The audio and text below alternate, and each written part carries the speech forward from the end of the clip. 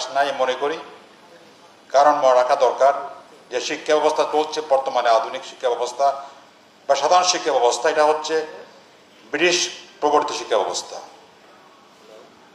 যখন এই শিক্ষা ব্যবস্থা প্রবর্তন করা হয়, কমিশনের যিনি প্রধান ছিলেন তিনি স্পষ্ট বলেছিলেন, আমরা এই উপমহাদেশে এমন শ্রেণী সৃষ্টি করতে চাই যারা দেখতে বাদামি হলেও মনে মনে চিন্তায় প্রত্যয়ে বিশ্বাসে তারা হবে ইউরোপীয়। তাদের লক্ষ্য পরিষ্কার ছিল, তারা ইউরোপের পক্ষ থেকে তারা কাজ করবে এখানকার মানুষের উপরে, ছড়িয়ে ঘোরাবে। কাজে শিক্ষা ব্যবস্থায় মূলত পাল্টাতে হবে। আজকে এই অবস্থা আমরা দাবি করছি, পাল্টানোর দাবি মুহূর্তে করছি না। আমরা এখন দাবি করছি এই শিক্ষার একটি অংশ হিসাবে পাকিস্তানের আমল থেকে ধর্মীয় শিক্ষা যোগ করা হয়েছে। এই শিক্ষার জন্য শিক্ষকের প্রয়োজন, কিন্তু আমাদের শিক্ষা ব্যবস্থায় এই শিক্ষকের কোনো চাহিদা পূরণ হচ্ছে না, বারবার দাবি করা হচ্ছে।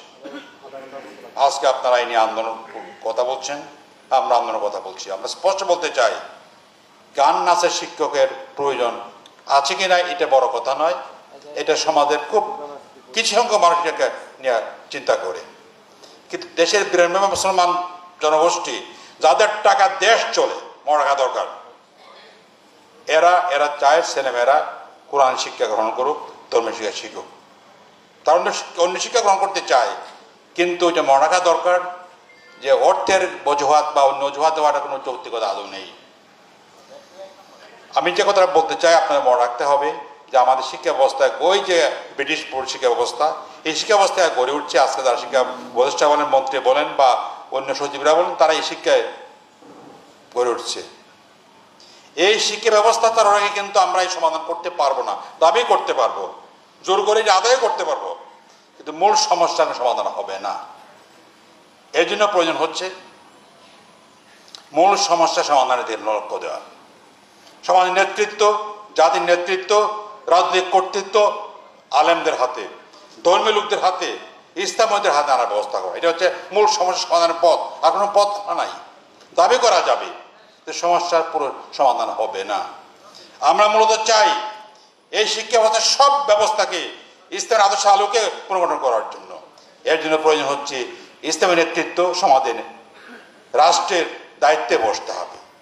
অনুরোধের কোনো বিষয় নয়, দয়ার কোনো বিষয় নয়, চাপের কোনো বিষয় নয়, এটা মুসলমান হিসেবে আমার দায়িত্ব। এই জন্য আজকে আমাদের চিন্তা করতে হবে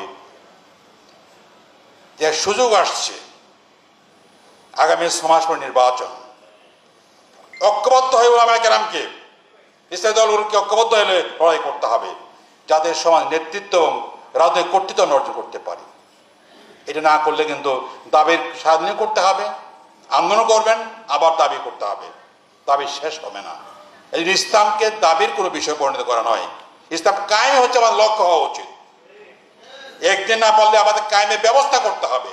আর এর প্রাথমিক ব্যবস্থা হচ্ছে নির্বাচনে ঐক্যবদ্ধ লড়াই করে সেখানে জিতার ব্যবস্থা করা। জিততে না বললেও এমন আসন পাওয়ার ব্যবস্থা করা যাতে করে আমাদের কথাকে গুরুত্ব দিতে ক্ষমতাসীনরা বাধ্য হয়। এজন্য আমরা স্পষ্ট মনে করি আগামী 6 মাস পর নির্বাচন হবে।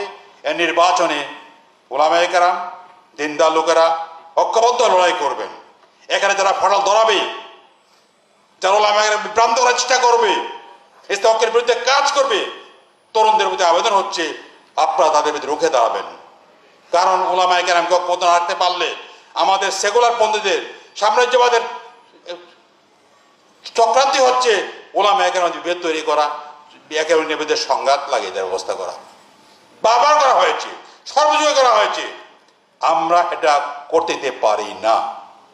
বিশেষ করে তরুণ ওলামায়ে যারা আপনারা আছেন, আমরা যারা করছেন, যারা মাঠে মাঠে কাজ করেন, ওয়াজ নসিহত করেন, মানুষকে বোঝানোর চেষ্টা করেন, বোঝাতে হবে ইসলামে ঐক্যের কোনো বিকল্প নেই। আমাদের মধ্যে মত পার্থক্য থাকতে পারে, কিন্তু ইসলাম আর অনিসলামের প্রশ্নে কোনো মত পার্থক্য আমাদের মধ্যে নেই। আছে নাকি কার মধ্যে? যদি না থাকে, ইসলাম ও ইসলামের প্রশ্নে, সেকুলারিজমের প্রশ্নে কোনো মত পার্থক্য করার সুযোগ নেই। আমাদেরকে এই সেকুলার মহিলাদেরকে, সাম্রাজ্যবাদীদেরকে পরাভূত করার জন্য আমাদের এগিয়ে আসতে হবে। এটা একটা সমাধানের পথ।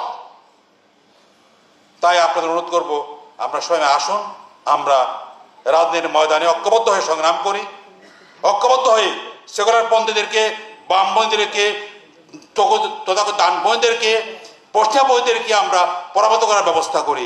যদি আমরা জয়লাভ করতে পারি, পরাভূত করতে পারি তাদেরকে, তাহলে আমাদেরকে এই সমস্ত সমস্যার সমাধান অত সহজে হয়ে যাবে। আর যদি পরাজিত করতে না পারি, এগিয়ে না আসতে পারি, তাহলে আমরা দাবি করতে পারবো তাদের দয়া হলে দেবে, আর দয়া না হলে, সুবিধা হলে দেবে, না হলে দেবে না। এই জন্য আমার আজকের এই জাতীয় সেমিনারে বক্তব্য হচ্ছে, আপনাদের উদ্যোগ অত্যন্ত প্রশংসাব্যঞ্জক। আপনারা এই কাজ চালিয়ে যান, সাথে সাথে রাজনৈতিকভাবে যারা কাজ করেন এবং যারা জনগণের সমস্যা নিয়ে চিন্তা ভাবনা করেন, যারা মাঠে ময়দানে মানুষকে ইসলাম বোঝানোর চেষ্টা করেন, তাদের সবাই সম্মিলিতভাবে ইসলামের সপক্ষে লড়াই করতে হবে। এটা হচ্ছে আজকের গুরুত্বপূর্ণ প্রয়োজন। এই প্রয়োজনকে পাশ কাটিয়ে অন্য কথা বলে তেমন লাভ হবে না। এই জন্য আমি পরিষ্কার বলতে চাই, আজকে সময় আসছে ইসলাম পয়েন্টদেরকে ঐক্যবদ্ধ লড়াই করার জন্য, মোকাবেলা করার জন্য, দাঁড়িয়ে জন্য, সাথে যারা ইসলামকে বিদ্বেষী নয়, যারা দেশকে ভালোবাসে, এদের সাথে নিয়ে চলার প্রয়োজন। তাই প্রিয় ভাইয়েরা আমার, আসুন আমরা সেই পথে চলি, ঐক্যবদ্ধ পথে চলি, বিভেদ তৈরি বন্ধ রাখি, বিভেদ তৈরি সমস্ত ফাঁকর বন্ধ আমরা করে দিই। আমাদের সামনে এক আল্লাহ, এক রসুল, এক ক্যাবলা, আমাদের বিভেদ করার কোনো সুযোগ নেই। এক কালামে আমরা বিশ্বাসী, এক কালামে আমরা দেশকে গড়ে তুলতে চাই, ছাত্রদের গড়ে তুলতে চাই। এই অবস্থায় আমাদের মধ্যে যাবতীয় বিভেদ পরিহার করে ঐক্যের পথে চলা প্রয়োজন, এর কোনো বিকল্প নাই। তার সাথে সাথে সাময়িকভাবে এই দাবিও রাখতে হবে, বর্তমান অবস্থা পরিবর্তন হওয়া পর্যন্ত ধর্মীয় শিক্ষার ক্ষেত্রে ধর্মীয় লোকদেরকে নিয়োগ দিতেই হবে। তাই এই দাবিও আমরা জানাবো, সাধারণত ঐক্যের দাবিও আমরা জানাতে হবে, ঐক্যবদ্ধ হয়ে কাজ করার চেষ্টা করতে হবে। আল্লাহ আমাদের সবাইকে তৌফিক দিন। আমিন। আসসালামু আলাইকুম ওয়া রাহমাতুল্লাহি ওয়া বারাকাতুহু।